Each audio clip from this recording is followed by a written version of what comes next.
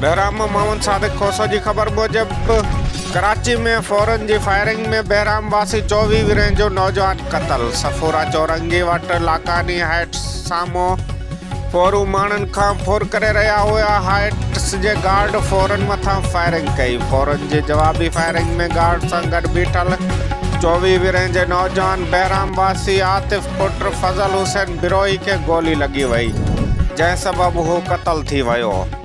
आतिफ कराची में CSS की तैयारी कंदो हो। लाश बहराम मुंतकिल कयो पियो वञे।